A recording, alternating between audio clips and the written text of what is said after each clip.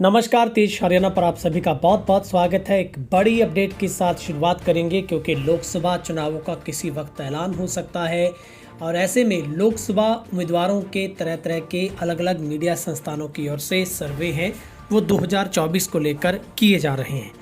वहीं पर दैनिक भास्कर अखबार के हवाले से हम आज आपको बताएंगे सिरसा लोकसभा सीट पर पहली और दूसरी और तीसरी पसंद ऐसा कौन सा चेहरा है, जिसमें सबसे पहले सुनीता दुग्गल लोकसभा से हाल ही में वर्तमान में वो यहाँ से सांसद हैं। उनके लिए एक सबसे बड़ा झटका है क्योंकि सिरसा में डॉक्टर अशोक तंवर बीजेपी के लिए सबसे पहली पसंद अब बन गए हैं।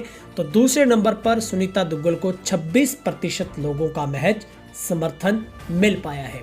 हम आपको बताएंगे उम्मीदवारों के सर्वे 2024 में सिरसा में कौन सा ऐसा चेहरा है जो भाजपा के लिए सबसे पहली जो पसंद है वो बना है।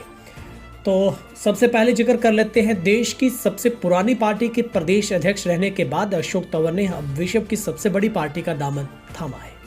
ऐसे में अब उनको बड़ी जिम्मेवारी भी दे दी गई है और आपको बता दें कि उन्होंने 51 महीने पहले हरियाणा के पूर्व सीएम हुड्डा से मतभेद के बाद 5 अक्टूबर 2019 को पार्टी छोड़ दी थी। उसके बाद तंवर कुछ समय के लिए अपना संगठन में सक्रिय रहे। उसके बाद तृणमूल कांग्रेस, फिर आम आदमी पार्टी और अब उन्होंने बीजेपी में दामन थामा है।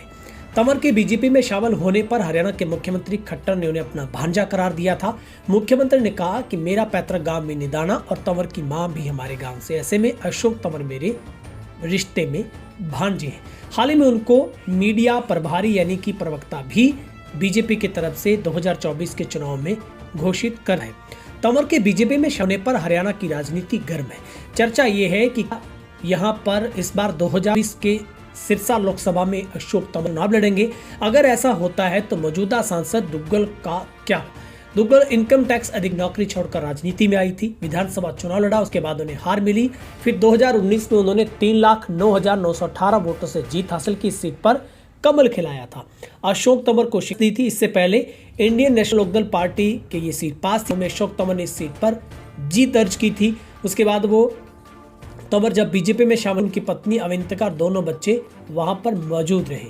अब आपको बताते हैं भास्कर के हवाले से जो सर्वे पूरे 10 की 10 सीटों का जारी किया गया, उसमें क्या स्थिति है।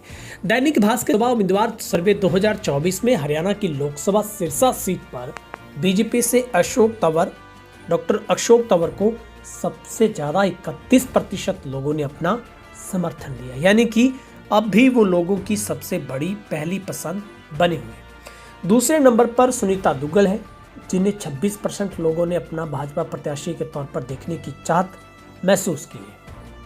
अब आपको बताते हैं अशोक तंवर को कुल 31% वोट मिले हैं, सुनीता दुग्गल को 26% वोट मिले हैं, वी कामराज को यहाँ से 20% लोगों ने पसंद किया है और बाकी अन्य को 23% ने चुना है।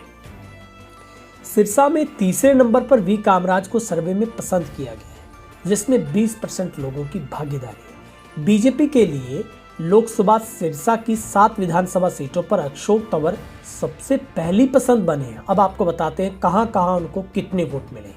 इलाहाबाद में 23% लोगों ने पसंद किया है, कालांवाली में 30%, टोहाना में 37%, डबवाली में 34%, नरवाना में सबसे ज़्यादा 49%, फतेहाबाद में 36%, रतिया में 26%, रानिया में 28% और सिरसा में 19%।